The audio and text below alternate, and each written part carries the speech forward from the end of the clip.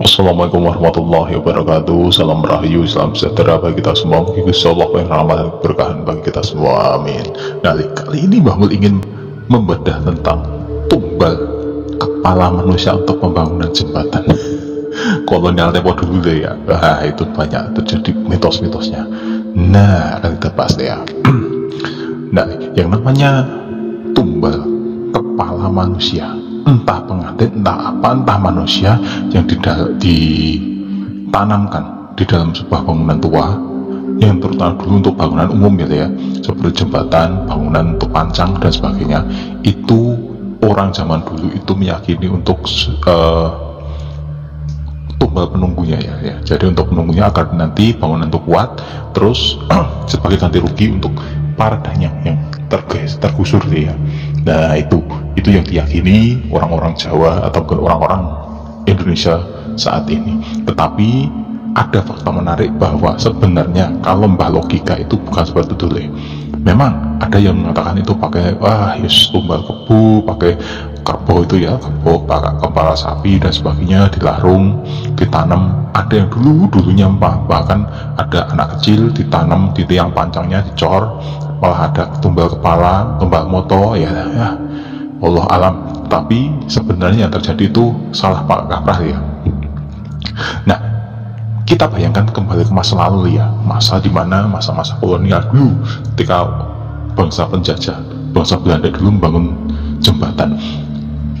Orang Indonesia itu belum bisa bangun jembatan dengan konstruksi yang sangat sesuai dengan orang Belanda dulu bikin.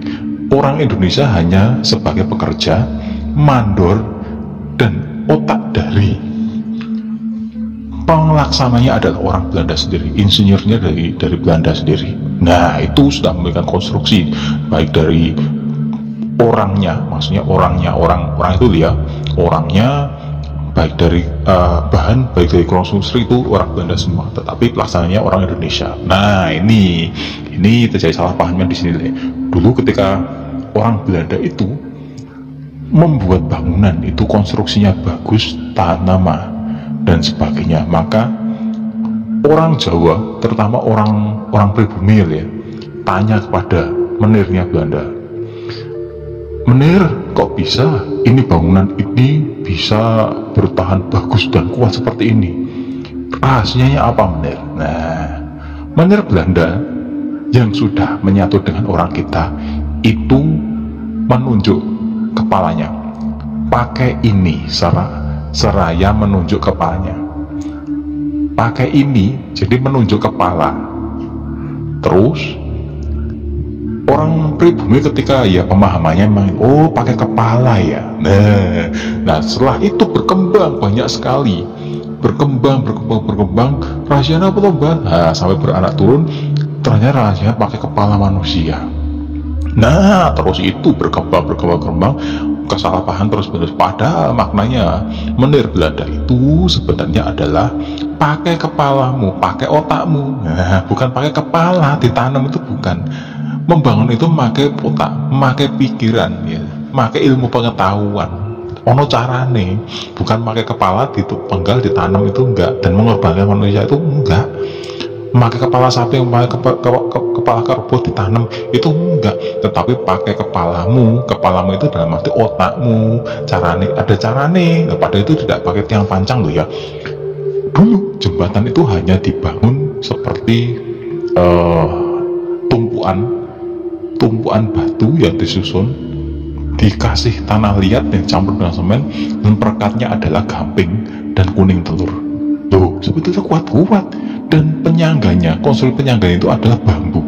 Loh, luar biasa loh, bisa kuat sampai sekarang.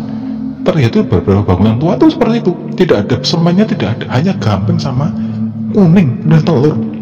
Perbandingannya juga nggak banyak dan kuat, luar biasa. Nah, makanya banyak mitos berkembang, wah itu pakai kepala, padahal bukan itu, maksudnya bukan itu. Walaupun ya dalam pelaksanaannya ada yang pakai ritual, pakai sesaji, pakai larungan, itu ya wallah alam ya, semoga ya kalau dipahami seperti itu malah menyenangkan. Dan yang di situ itu ya, wah malah dikasih sesajen, padahal maksudnya bukan seperti itu. Nah, Terus kalaupun ada yang kecelakaan di situ, ada tumbal dan sebagainya, wallah alam juga banyak juga makhluk-makhluk yang berseliweran karena memang diberi ya saji itu. Nah kalau enggak, karena sudah reguler ya, setiap tahun apa setiap bulan ya minta tumbal karena sudah dibiasakan. Sebenarnya kalaupun tidak juga ada apa-apa.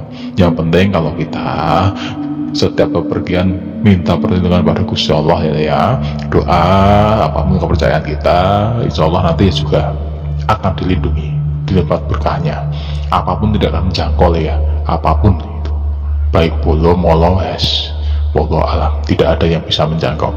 Nah yang pasti apapun unsur gaib yang ada di dalam bangunan tua yang dibangun oleh masa-masa kolonial Belanda dulu bisa kuat itu karena memang otak, kepala, buah pikiran dari kepala manusia, bukan menumbalkan kepala. Itu salahnya. Makanya orang dulu kan banyaknya wahis, ada yang menumbalkan sepasang sinden apa bocah apa ditanam di tengah pancang. Itu kan hanya ya salah pemahaman. Padahal dalam kehidupan orang Belanda menir-menir Belanda itu tidak ada mengenal seperti itu. Yang tahunya adalah Mila Pulau Nuwun ya, memang itu bukan wilayahnya, ada ganti rugi, dibangun dengan konstruksi yang bagus, nanti ya bagus sampai berapa kurun waktu alam yang menjaga. Ya seperti itu, bukan pakai unsur mistis dan sebagainya. Ada jarusnya klinik. Ya orang pemahamannya beda-beda le. Nah tidak perlu diperdebatkan. Yang pasti yang namanya tumbal kepala itu ya sebenarnya salah paham saja ya. Yang pasti orang menir dulu menunjuk pakai ini ya, ini tuh kepala ya, menunjuk kepala, maksudnya ada pakai pikiran, pakai otakmu. Nah agar kuat itu pakai otak dalam arti itu carane itu deh, carane agar kuat itu ada konstruksi, ada corone, nah ada ilmunya itu deh. Nah itu dia, semakin bermanfaat meluruskan kesalahpahaman bahwa tentang ada tumbal-tumbal itu ya. Wah yes, pokoknya kita tidak perlu takut akan apapun dan tidak perlu kita hukumi. Yang penting kita dekat dengan Gusti Allah. Makhluk apapun memang ada, tetapi kita tidak perlu takut karena memang kita punya zat yang maha tinggi, yang maha kuat, yaitu Gusti Allah Subhanahu wa Ta'ala.